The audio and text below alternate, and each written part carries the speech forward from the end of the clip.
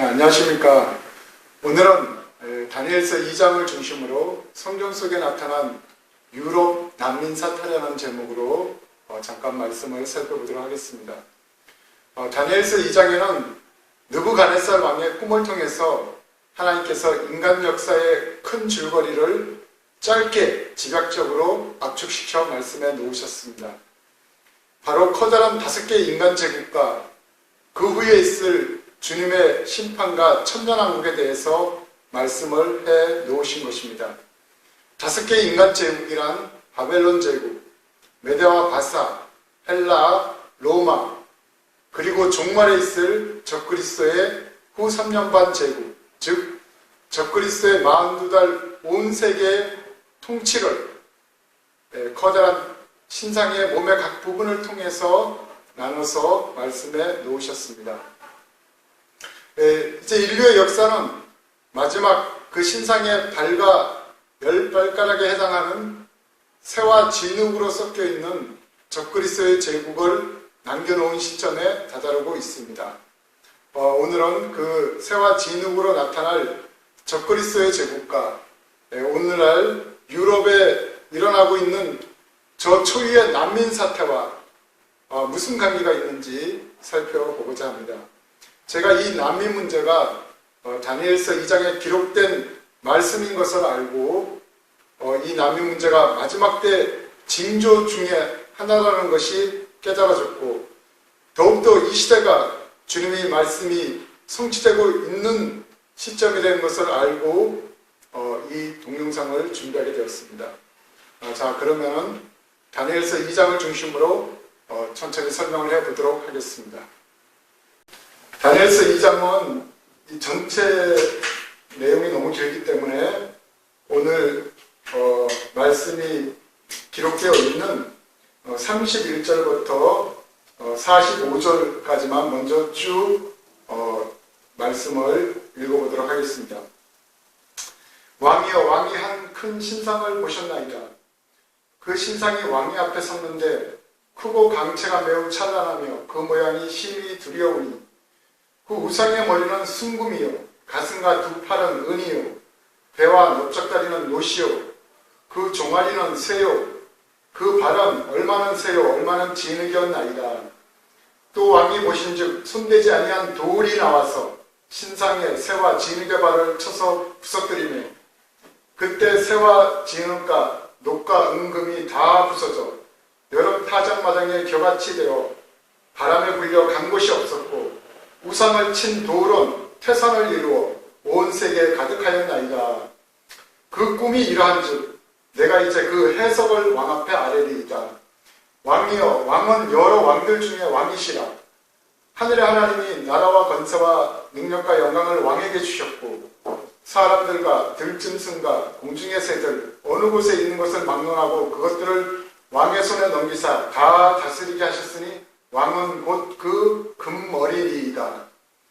왕을 뒤이어 왕보다 못한 다른 나라가 일어날 것이요, 셋째로 또 녹과 같은 나라가 일어날 것이요, 온 세계를 다스릴 것이며, 넷째 나라는 강아지가 새 같으니 새는 모든 물건을 부서뜨리고 이기는 것이라. 새가 모든 것을 부수는 것 같이 그 나라가 문 나라를 부서뜨리고 찌을 것이니 왕께서 그 발과 발가락이 얼마나 토기장이의 진흙이요 얼마나 새인 것을 보셨은즉 그 나라가 나눌 것이며 왕께서 새와 진흙이 섞인 것을 보셨은즉 그 나라가 새와 같은 든든함이 있을 것이나 그 발가락이 얼마나 새요 얼마나 진흙인즉 그 나라가 얼마나 든든하고 얼마나 부서질 만한 것이며 왕께서 새와 진흙이 섞인 것을 보셨은즉 그들이 다른 민족과 서로 섞일 것이나 그들이 피차에 합하지 아니하니 새와 진흙이 합하지 않은가 같으리이다.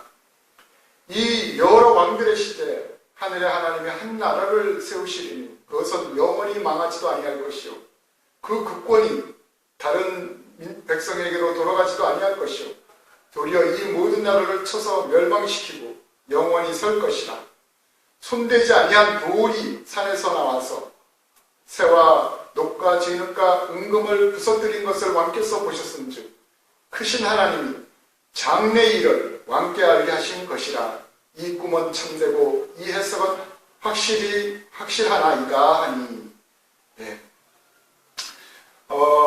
다니엘서 지금 읽은 본문 31절 그 전에 30절까지 내용은 우리 모두 잘 알듯이 느부갓네살 왕이 꿈을 꾸고 고민이 생긴 데서 시작이 되었습니다. 문제는 그 돌입니다. 왜냐하면 느부갓네살 왕이 BC 605년에 신바빌론 제국, 바벨론 제국을 설립했는데 1년이 지나고 이제 2년이 되는 해에 어느 날 꿈을 꾸었다는 것입니다. 근데 꿈에서 그 강체가 특심한 아주 커다란 이렇게 신상을 보았는데 신상의 그 부분이 5부분으로 각각 다른 물질로 되어 있었다는 것입니다. 머리는 정금이었고 이 가슴과 양팔은 은으로 되어 있었고 배와 넓적다리는 노수로 되어 있었고 두 종아리는 철로 되어 있었고 그 다음에 맨 마지막에 발과 발가락은 새와 진흙이 섞인 형태로 되어 있었다는 것입니다. 근데 그 신상을 본 것까지는 좋은데 갑자기 산에서 사람의 손으로 하지 아니한 커다란 돌이 날아와서 그 신상에 발과 발가락을 내리쳤다는 것입니다. 그러니까 그냥 그 돌에 의해서 온 신상이 여름 타작마당의 겨와 같이 우르르 무너져버리고 그 신상을 친 그 돌은 온 세계 태산을 이루어 온 세계에 가득하였다는 것입니다. 그러니까 느부갓네살이 자기가 지금 바벨론 제국을 이루어서 이제 1년이 지나고 이제 2년째 접어드는데 이런 꿈을 꿨으니 얼마나 놀랬겠습니까? 그러면 내가 이루어놓은 제국이 저 신상과 같이 정말 강체가 특심하고 이렇게 영광스러운 제국인데 이것이 얼마 안 있어서 누군가 그 돌 같은 그 무엇에 의해서 무너진단 말인가. 이게 무너지는 그것 때문에 고민이 생긴 것입니다. 그래서 그가 이 갈대아 술사들, 박사들을 다 모아서 이제 느부갓네살 왕이 명령을 내립니다. 내가 꿈을 꾸었다 분명히. 그리고 내가 꿈을 내용을 얘기하게 되면은 이것은 해석이 너무 쉬운 거니까 너희들이 그 꿈이 뭔지 먼저 알아맞추고 그 다음에 해석을 말해라. 그러면은 내가 귀담아 듣고 정말 그 해석이 맞다고 인정을 할 테니까 그 꿈과 해석을 말을 하라는 것입니다. 그러니까 갈대아 술사들이 이런 일은 없었다는 것입니다. 그 어느 제국의 왕도 꿈부터 꿈을 얘기한 거는 있었지만 그 꿈부터 알아맞추려는 그런 일은 없었고 그것은 우리 인간으로서는 신의 영역이 아니고는 불가능하다는 것입니다. 그러니까 이 느부갓네살 왕이 화가 나서 둘 중에 하나다. 너희가 만약에 꿈과 해석을 보이면 커다란 상을 얻겠지만은 그러지 못할 경우에는 너희들을 한 달에 다 잡아서 처형을 시키겠다는 것입니다.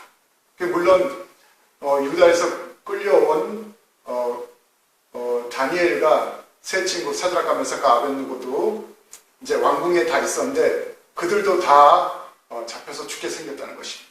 그래서 다니엘이 이 문제를 가지고 잠깐 시간을 달라고 그렇게 한 다음에 집에 가서 세 친구 애들에게 말하고 그 다음에 하나님 앞에 이제 부르짖어서 기도하는 것입니다.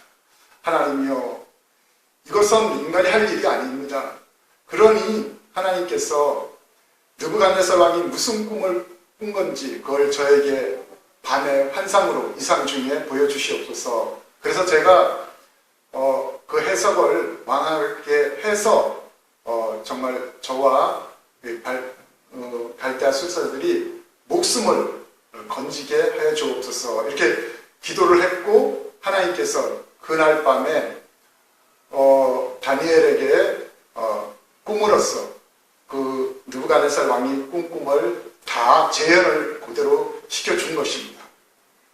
그래서 다니엘이 느부갓네살 왕 앞에 나가서 지금 느부갓네살이 꾼 꿈과 그 해석에 대해서 그 설명한 것이 아까 읽은 성경 본문 말씀인 것입니다. 근데 사실은 이제 하나님께서 앞으로 우리 인간 역사에서 이 될 일을 이렇게 알려주기 위해서 느부갓네살 왕으로 꿈을 꾸게 하고 그것을 또 다니엘을 통해서 다시 재차 그 꿈을 재현시켜서 이것이 하나님이 정하신 일이라는 것을 분명하게 하기 위해서 성경 말씀에 기록하기 위해서 이제 이런 과정을 거쳐서 그 일을 이렇게 말씀해 주신 것입니다. 31절부터 천천히 한번 해석을 해보도록 하겠습니다. 왕이여 왕이 한 큰 신상을 보셨나이다. 그 신상이 왕 앞에 섰는데 크고 강체가 매우 찬란하며 그 모양이 심히 두려우니 그 우상의 머리는 순금이요 가슴과 두 팔은 은이요 배와 넓적다리는 노시요 그 종아리는 새요 그 발은 얼마는 새요 얼마는 진흙이었나이다. 그 신상의 모습이 아까 말씀드린 대로 5부분으로 되어 있었다는 것입니다. 그런데 또 왕이 보신즉 손대지 아니한 돌이 날아와서 커다란 돌이 날아와서 신상의 새와 진흙에 발을 쳐서 부서뜨리네. 그 돌이 이 신상의 끝에 부분 발을 쳐서 부서뜨렸는데 그렇게 되니까 새와 진흙과 녹과 은금이 다 부서져 여름 타작마당에 겨같이 되어 바람에 불려 간 곳이 없었고 우상을 친 그 돌은 태산을 이루어 온 세계에 가득하였나이다. 여기까지가 꿈에서 본 내용이라는 것입니다. 그러니까 이 느부갓네살 왕이 정말 그 광채가 크고 그 찬란한 그 우상을 본 것까지는 그 제국의 왕이 그런 우상을 보면은 지금 느부갓네살이 나중에는 그가 하나님을 인정하고 그가 변화했지만은 지금까지만 해도 제국의 왕으로서 정말 또 나름대로 그때는 왕들이 제국의 왕들이 신상을 세워서 그것을 숨기는 그 시대였기 때문에 자기가 꿈에서 본 신상의 모습은 너무나 마음에 들었을 것입니다. 근데 문제는 돌이 날라와서 그 정말 자기가 보고 있는 그 신상을 발을 내리쳐서 다 와르르 무너뜨리는 그것이 아주 이 마음에 걸렸다는 것입니다. 우리 바벨론 제국이 그 어떤 돌의 제국에 의해서 멸망한다는 말인가? 이것이 그가 두고두고 마음이 불편한 상황이 되었다는 것입니다. 그래서 이 다니엘이 이제 이 꿈을 먼저 말해주고 이제 그 한 부분에 대해서 해석도 이제 왕에게 해줬다는 것입니다. 왕이여 왕은 여러 왕들 중에 왕이시라. 왕 중에 왕이시라. 하늘의 하나님이 나라와 권세와 능력과 영광을 왕에게 주셨고, 그렇죠? 하나님은 역사와 연대를 정하시고 인간의 나라를 세우기도 하시고 폐하시기도 하시고 그것을 누구에게 줄지 누구에게 허락할지 한 나라의 왕을 세우는 모든 주권이 모든 권세가 하나님 손에 달려있다는 것입니다. 근데 모든 그 인간 나라를 다스리는 그 통치권을 이 왕에게 주었다는 것입니다. 그래서 사람들과 들짐승과 공중의 새들 어느 곳에 있는 것을 막론하고 그것들을 왕의 손에 넘기사 다 다스리게 하셨으니 왕은 곧 그 금머리니이다. 여기까지 들었을 때 그 느부갓네살이 얼마나 좀 기분이 좀 좋았을 것입니다. 내가 그 정금으로 된 머리가 나와 내 바벨론 제국을 뜻하는 말이지. 그리고 이 모든 것을 하나님이 허락하셔서 나에게 이 모든 권세를 주었다는 것을 듣고는 마음이 괜찮았을 것입니다. 근데 그것은 이제 우리가 세계 역사를 보면은 BC 605년에 북쪽에 있는 아수르 제국을 이 느부갓네살 왕이 멸하고 그다음에 신바벨론 제국입니다. 그것을 세우게 됩니다. 근데 이 바벨론 제국은 그 정금머리처럼 그렇게 찬란하고 뛰어나지만은 그 역사가 짧다는 것입니다. 채 60, 70년도 되지 않아서 그 다음 메대와 바사 제국, 오늘날 이란이죠. 이 바벨론은 오늘날로 굳이 말하자면은 메소포타미아, 그러니까 이 이라크에 해당되는 지역이고, 그것을 그 다음에 메대와 바사 제국, 오늘날로 말하면 페르시아, 그 이란의 그 페르시아 제국이 이 바벨론 제국을 멸망시킵니다. 그리고 39절에 왕을 뒤어 왕보다 못한 나라가 일어날 것이요 셋째로 또 녹과 같은 나라가 일어나서 온 세계를 다스릴 것이며, 여기 벌써 두 제국이 이렇게 간단하게 설명이 되어 있습니다. 그러니까 그 바벨론 제국을 바로 메대와 바사 제국이 멸망을 시켰는데, 그 메대와 바사 제국은 BC 539년부터 BC 330년까지 근 한 200년 동안 또 그 일대를 그 제국으로서 통치를 했다는 것입니다. 그리고 셋째, 그 노세 나라는 헬라 제국입니다. 헬라 제국은 그 알렉산더 대왕이 BC 330년에서 그 다음에 유대 민족의 영안에서는 BC 164년 북아스루가 멸망할 때까지 그 헬라 제국이 있었는데, 우리가 역사에서 보면은 그 30살에 알렉산더 왕은 교전을 합니다. 너무 빨리 죽어버리고, 그리고 그 밑에 휘하에 있던 네 명의 장수들이 그 넓은 헬라 제국을 서로 나눠서 분할을 하는데, 그 중에 두 개가 뛰어난데, 오늘날 애굽을 중심으로 한 프톨로미 제국이 있었고, 그 다음에 이쪽 이스라엘 북동쪽에는 그러니까 북아스루 아시리아 제국이 있었는데, 그 아시리아 제국이 성경에서 유대 역사에서 아주 참 이게 유대인들이 잊지 못할 그런 일이 있는데, 그것은 BC 171년부터 BC 164년 그 사이에 그 안티오쿠스 에피파네스라는 그 북아시리아 그 왕이 아주 잔인무도한 왕입니다. 이 하나님의 이 애굽 정복을 갔다 오다가 이 예루살렘에 들러서 유대인들을 피박합니다. 유대인들 제사장들을 잡아 죽이고 유대교를 아주 멸절을 시키려고 합니다. 왜냐하면 자기네 그 그러니까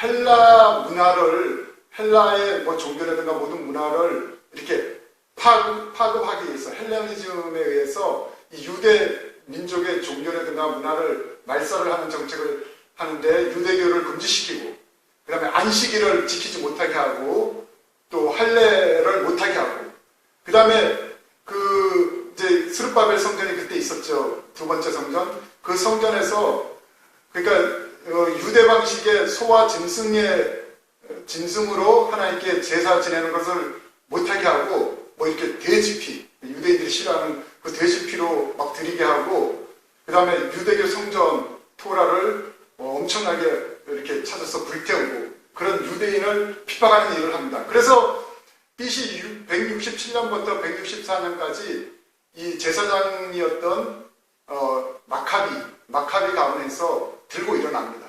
그래서 그게 아주 그 지형이라든가 유대 그 모든 것에 익숙하기 때문에 그들이 그 게릴라전이라든가 이런 걸 통해서 결국은 한 3, 4년 계속 끈질기게 저항하고 이게 싸워서 그 안티오쿠스 에피파네스 그 왕을 몰아내고 그들이 그 혁명에 성공을 합니다. 그래서 이 암흑 시대에 보면은 그 신구약 중간기에 그 마카비 혁명이 그 유대인들에게 유명한 그 혁명으로 남아 있습니다. 그래서 그 제사장이 마카비 가문을 중심으로 이제 하스모니안 왕조가 시작됩니다. 그래서 그 왕조가 한 100년 정도 이어져 내려오다가 이제 그 유다 땅은 또 서쪽에서 그 헬라 제국을 다음으로 일어난 로마 제국의 영향을 받게 됩니다. 그 로마 제국은 이제 동로마, 서로마로 갈라지는데 서로마 제국은 쭉 존속하다가 AD 한 460년까지 있었고, 주로 서로마 제국은 교황이 이렇게 통치를 하는 그런 모습을 띠고 교황의 권세가 굉장히 강했습니다. 그 다음에 나중에 동로마 제국으로 이렇게 동서가 갈라졌는데, 우리가 잘 알듯이 AD 313년에 콘스탄틴 황제가 오늘날 이스탄불, 이스탄불에다가 동로마 제국을 건립하고, 그 동로마 제국은 1054년까지 그 제국이 존재했고, 거기서는 교황이 아니라 황제가 권세가 강해져서 그 비잔틴 제국이 이루어지면서 그 제국 동로마 쪽을 다스리고 통치를 했다는 것입니다. 그것은 이제 세계 역사에 이렇게 내려오는 그런 사실들이고, 여기서 보면은 계속 본문으로 돌아와서 왕을 뒤이어 왕보다 못한 나라 메데와 바사가 일어날 것이요. 그 다음에 또 세 번째는 헬라 제국인데, 셋째로 또 녹과 같은 나라가 일어나서 온 세계를 다스릴 것이며, 그 다음에 네 번째 로마 제국입니다. 넷째 나라는 강아지가 새는 모든 물건을 부서뜨리고 이기는 것이다. 새가 모든 것을 부수는 것 같이 그 나라가 온 나라를 부서뜨리고 찌을 것이며, 이것은 여기서 말하는 네 번째의 제국, 로마의 특성을 얘기한 것입니다. 로마 제국은 지중해를 중심으로 오늘날로 말하면 유럽, 남서 유럽이라든가 이쪽 이스라엘이라든가 오늘날 요르단 이런 지방, 또 아수르 그쪽 지역, 그 다음에 북유럽에 이르기까지 굉장히 넓은 영역을 통치했던 제국이 됐습니다. 근데 여기까지는 이제 역사 속에 이미 존재했던 제국입니다. 이제 문제는 이제 41절부터 시작되는 발과 발가락 마지막 제국입니다. 그것은 아직 나타나지 않았고, 이제 우리 시대에 조만간에 그 모습을 나타내게 될 것입니다. 바로 후 3년 반 이 한 일의 언약에 의해서 이제 전 세계적으로 전 3년 반에는 이런 적그리스도의 출현이라든가 나라 민족 간의 전쟁, 기근과 사망, 뭐 이런 인해한란이 있고, 그 다음에 후 3년 반이 시작되면은 이 적그리스도가 짐승으로서 온 세계를 42달 동안 통치하는, 이제 이 짐승에 의한 짐승과 열불의 이제 마지막 적그리스도의 제국이 남았다는 것입니다. 그것을 여기 다니엘서 2장에는 41절에 발과 발가락, 신상의 발과 발가락에 해당된다는 것입니다. 왕께서 그 발과 발가락이 얼마나 토기장이에 진흙이요 얼마나 쇠인 것을 보셨은즉 그 나라가 나누일 것이며, 왕께서 새와 진흙이 섞인 것을 보셨은즉 그 나라가 새와 같은 든든함이 있을 것이나, 그 발가락이 얼마나 새요 얼마나 진흙인즉 그 나라가 얼마나 든든하고 얼마나 부서질 만한 것이며, 왕께서 새와 진흙이 섞인 것을 보셨은즉 그들이 다른 민족과 서로 섞일 것이나, 그들이 피차에 합하지 아니함이 새와 진흙이 합하지 아니함과 같으리이다. 41절부터 43절까지가 지금 이제 드러날 적그리스도의 제국이 여기에 이렇게 그 특성이 이렇게 기록이 되어 있다는 것입니다. 그러니까 아까 그 신상에서도 그랬는데 종아리는 로마 제국입니다. 철로 된. 근데 그 바로 종아리 밑에가 이제 인체에서도 보면 발과 발가락인데 마지막 제국인데, 근데 그 발과 발가락은 새와 진흙으로 되어 있었다는 것입니다. 그 특성이. 그러니까 그 위에 종말이 로마 판도에서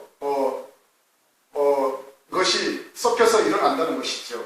그리고 마지막 적그리스도 제국의 특징은 새와 진흙처럼 새와 진흙은 성분이 틀리기 때문에 서로 섞이고자 하지만은 근본적으로는 섞이지 않는다는 것입니다. 그러니까 피차에 나눠진다는 것입니다.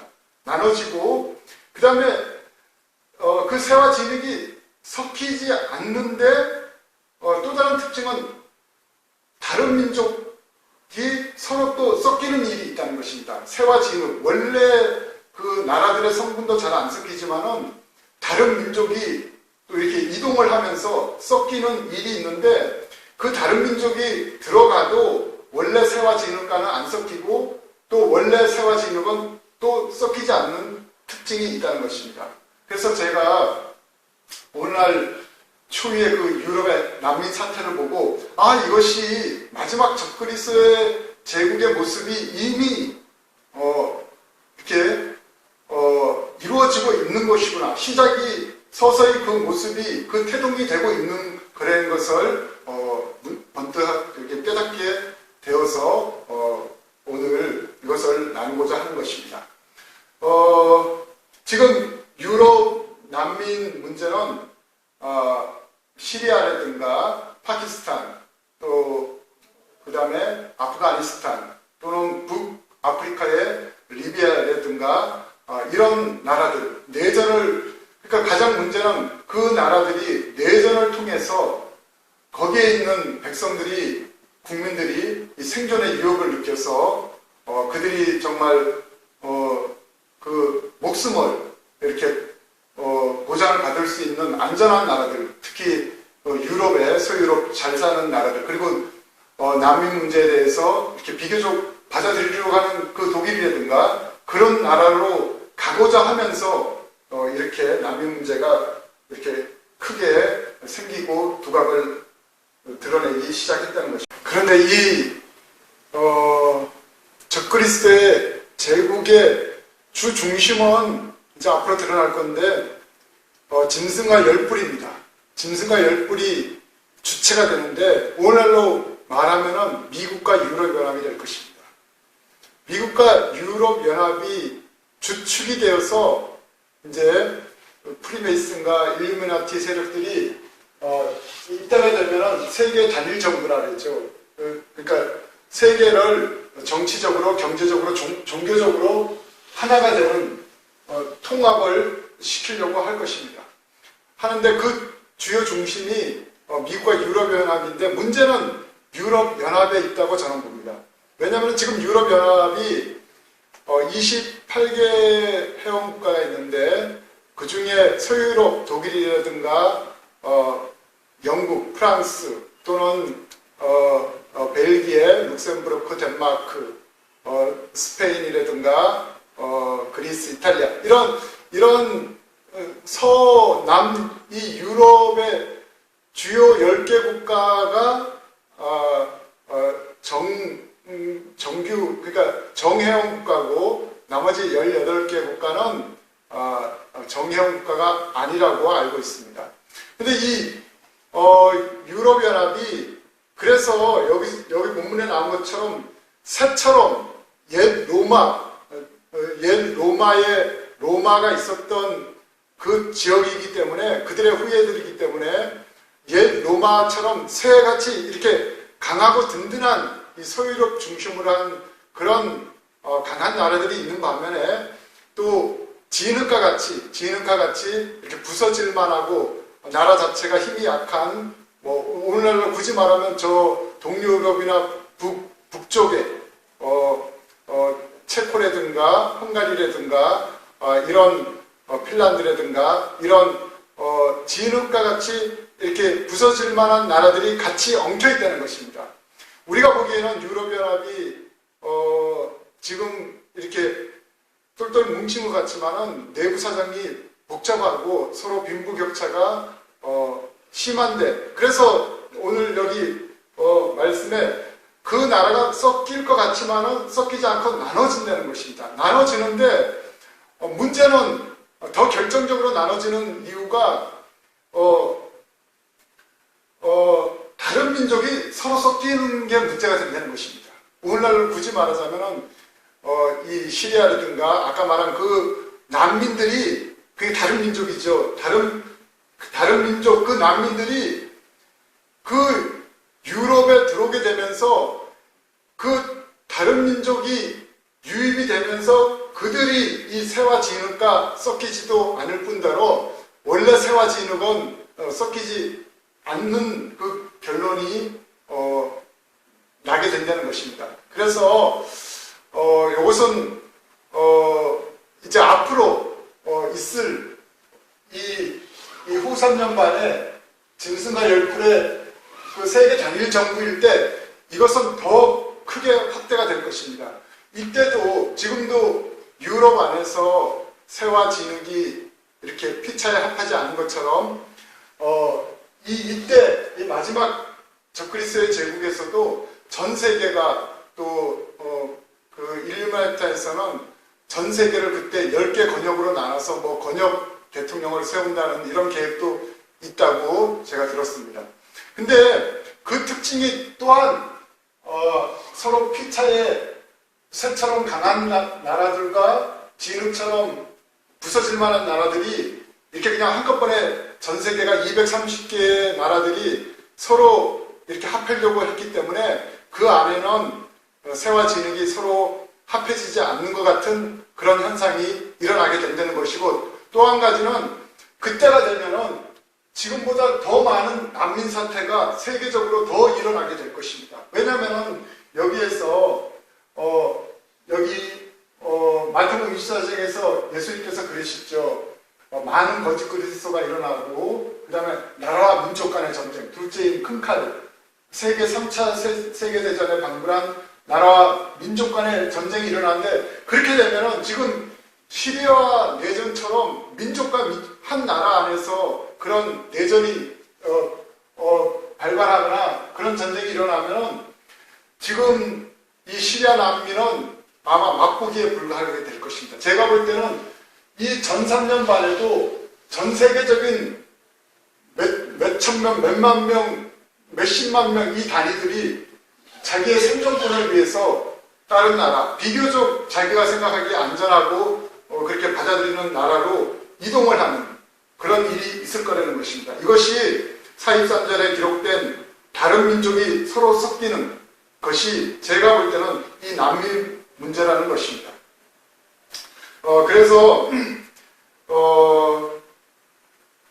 또 이 후 3년 반에 사실 10개의 권역으로 나눴다 해서 그 인근 지역끼리 분명히 한 권역으로 나눌 텐데, 예를 들어서 우리 동북아시아를 한 권역으로 나눴다. 우리하고 일본하고 아무리 적그리스도가 세계 단일 정부 뉴 월드 올더를 실행을 하고자 한다 할지라도 우리와 일본과는 우리 민족 간섭 때문에 그것이 절대로 이렇게 서로 새와 진흙이 안 섞이듯이 안 섞일 것입니다. 이런 우리나라와 일본뿐만 아니라 세계 각국이 바로 한 나라를 중심으로 그 인접 국가와 그 옛날부터 수많은 전쟁이 있었고 또 수많은 영토 분쟁이 있었기 때문에 그렇게 쉽게는 잘 섞이지 않는다는 것입니다. 그리고 이렇게 지금 시리아 난민과 같은 그 난민 문제가 끝까지 이 적그리스도의 마지막 제국에서도 그것은 커다란 문제가 될 것이라는 것입니다. 그래서 다시 한번 여기 43절처럼 새와 진흙이 안 섞이고 또 다른 민족이 유입돼도 안 섞이고 그리고 피차에 서로 간에 안 섞이는 일어난다는 것입니다. 그럴 때 44절에 보면은 이제 주님의 지상재림과 그리고 인간 모든 나라들을 다 심판하시고 주님의 천년왕국이 이 땅에서 시작되는 것이 44절, 45절에 잘 기록이 되어 있는 것입니다. 이 여러 왕들의 시대에 이제 굳이 말하자면 후 3년 반 적그리스도의 전 세계의 그 적그리스도의 제국 시대에 하늘의 하나님이 한 나라를 세우시리니 이것은 영원히 망하지도 아니할 것이요 그 국권이 다른 백성에게 돌아가지도 아니할 것이요 도리어 이 모든 그 인간의 나라를 쳐서 멸망시키고 영원히 설 것이다. 예. 여기서 제가 이 요한계시록 정답에서 1번, 2번에서도 그러고 성경의 가장 큰 두 비밀, 이 동영상에서도 수없이 많이 설명을 해놓은 것인데, 이때가 되면은 이제 짐승과 열불이 이제 전 세계를 통치를 하는데, 그 예루살렘을 군대들로 에워싸고 제3성전 하나님의 성전에 가서 자기를 하나님이라고 하고 또 말하는 우상, 그 짐승의 우상을 세우고 666으로서 그 전 세계를 통치하고 그 다음에 우상 숭배를 시킬 것입니다. 그러다가 이제 후 3년반 마지막 때가 되면은 아마겟돈, 이스라엘 산, 그러니까 예루살렘과 그 감람산 그 일대로 전 세계 왕들을 불러 모읍니다. 여호와의 큰 날, 그 하나님의 날을 대비해서 그들이 불러 모으는데 계시록 16장에 가면은 유브라데 강이 마르면서 동쪽에서 오는 지금 오늘날로 굳이 말하자면 중국이라든가 이런 인도라든가 그런 동방에 있는 왕들의 군대들이 오게 되고, 또 에스겔 38장, 39장에 나오는 북방에서 오는 로스와 메섹과 두바람, 러시아를 중심으로 한 몇 개 연합된 그 고개 군대가 이스라엘 산으로 모일 것입니다. 근데 그들이 다 다른 목적으로 이제 모인다는 것입니다.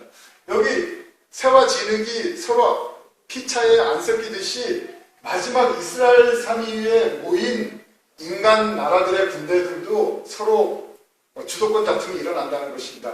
짐승과 열불, 그러니까 앞으로 미국과 유럽은 똘똘 뭉칠 것입니다. 완전히 하나처럼 움직일 것입니다. 지금 IS 사태, 그러니까 시리아 내전으로 문제가 되고 있는 저 문제가 되는 IS 공동의 적을 무찌르자고 하는 거기에 있어도 미국이 주도적으로 그것을 하고 있고, 그 다음에 독일이라든가 또 테러를 당한 프랑스라든가 영국이라든가 지금 그러니까 작은 의미의 열불의 군대들이 지금 미국을 중심으로 힘을 합치고 있습니다. 이것은 앞으로 그 짐승의 그 제국 자체 주도권을 미국과 유럽의 열불이 항상 이렇게 주도적인 세력이 되고, 그 다음에 이제 아까 말한 그런 동방의 군대라든가 그 북쪽의 그 러시아의 군대들이 이스라엘 산에 모여도 그들이 하나가 완전히 하나가 일치가 안 된다는 것입니다. 지금 이스라엘의 엄청난 그 사해 바다 밑에 자원이라든가 이런 것들이 있고, 또 중동의 석유라든가 이런 것들도 있고, 이 이권이라든가 그런 것, 그리고 또 서로 경쟁하는 미국이나 유럽 연합에 이 중국이라든가 중국과 러시아가 손잡을 확률이 많습니다. 그래서 아주 팽팽하게 서로 주도권 다툼을 한다는 것이죠. 그래서 그들이 피차에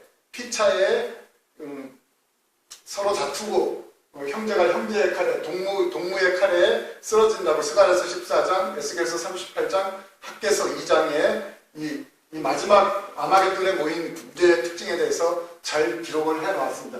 그리고 인간 군대끼리 다툴 때 이제 하늘에서 예수님께서 하늘의 백마탄 군대를 데리고 내려오면서 그 여호와의 날 심판을 실행을 하십니다. 그래서 이스라엘 산은 그곳의 감난산 일대를 큰 인류 역사에 없는 그 지진으로서 거기가 지진이 일어나면서 거기를 포도주 틀로 만들어서 그 하나님을 대항한 인간의 모든 왕들과 장군들과 그 강한 자들을 거기다 다 몰아넣고 심판을 시작하신다는 것이죠. 그것이 여호와의 날이라는 것입니다. 그것이 바로 여기 뜨인 돌, 그러니까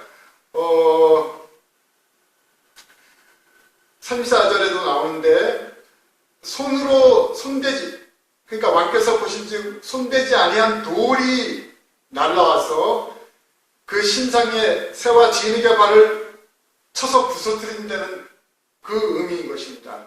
그러니까 예수님은 산돌이라고 하지 않습니까?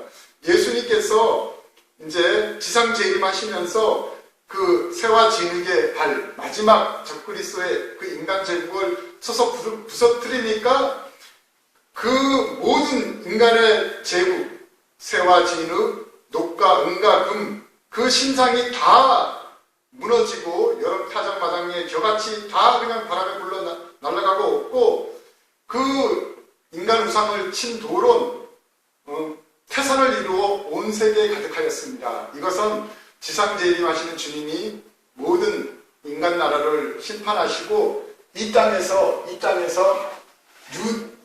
유대인들이 말하는 메시아 왕국, 우리가 말하는 천년 왕국을 통치한다는 것입니다. 그래서 여기 44절 45절에서도 우리 주님의 천년 왕국을 이렇게 기록을 해놨습니다. 이 여러 왕들의 시대에 하늘의 하나님이 한 나라를 세우시리니, 이제 예수님이 내려오셔서 천년왕국을 세우시리니 이것은 영원히 망하지도 아니할 것이요. 그렇죠. 그 국권이 다른 백성에게 돌아가지도 아니할 것이요. 그 다음 이후에는 다른 제국이 또 뭐 나오는 일은 없다는 것입니다. 도리어 이 모든 나라, 인간의 제국을 쳐서 멸망시키고 영원히 설 것이다.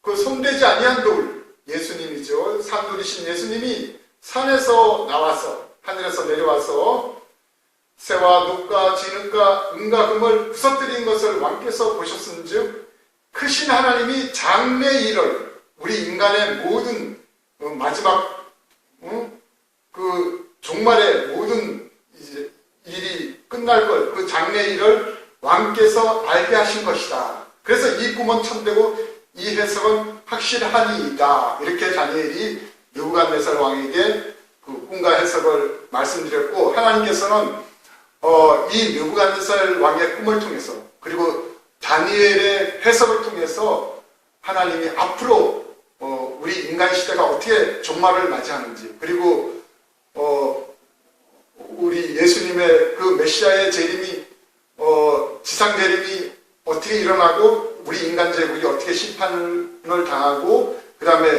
그 예수님을 통한 그 천년왕국이 이 땅에서 정말 영원히 이렇게 설 것을 이렇게 압축을 시켜서 이 다니엘서 2장에다가 이렇게 아주 집약을 시켜서 기록을 해놓은 것입니다. 그래서 제가 오늘 유럽 난민 사태는 이것은 앞으로 일어날 적그리스도 제국의 그 특징이 이미 드러난 일이고, 그 맛보기로 이미 이것이 이렇게 시작이 되고 있다는 것을 말씀을 드리고 싶고, 이것은 앞으로 점점 여기 나라와 민족 간의 전쟁이라든가 이 기근, 지금은 전 세계적으로 또 문제가 되고 있는 게 기후 문제입니다. 기후와 식량 문제 이런 것들이 앞으로 점점 문제가 되면서 이제는 국경을 초월해서 정말 여기 이 땅에서는 더 이상 못 살겠다 하면은 조금이라도 더 살기 좋은 나라로 민족이 이동되는, 이 내전이나 전쟁을 통해서 이 기근의 문제 때문에 이렇게 지금 난민 문제가 앞으로는 이거보다 더 규모가 크게 일어날 것이라는 것입니다. 그리고 그것을 계속 이때에도 일어날 것이고, 그리고 아울러서 적그리스도 제국의 특징은 온 세계 단일 정부의 모습을 띠고 있지만은 결코 새와 진흙이 그 하나가 안 되는 것처럼, 또 민족끼리 섞이는, 서로 다른 민족끼리 섞이는 이 난민 문제가 꾸준히 발생을 하면서 그것이 점점 이렇게 하나가 되지 않는 그런 상태가 된다는 것입니다. 그래서 아마겟돈에 모였을 때도 커다란 짐승과 열불이라든가 중국과 러시아 이런 큰 나라들이 결코 이스라엘에 모여도 하나가 안 되는 상태에서 서로 동무의 칼에 의해서 쓰러지고 서로 이렇게 주도권 다툼을 할 때, 그때 예수님께서 하늘의 군대들로 모든 인간의 나라들, 하나님을 대항하여 이스라엘 산에 모였던 그 인간 나라들을 다 멸망시키고 마지막 새와 진흙의 적그리스도의 그 짐승의 나라들을 다 심판하시고 이 땅에는 예수님을 중심으로 한 천년왕국이 이루어진다는 것을 이렇게 다니엘서 2장이 잘 압축해서 기록을 해놓은 것입니다. 감사합니다.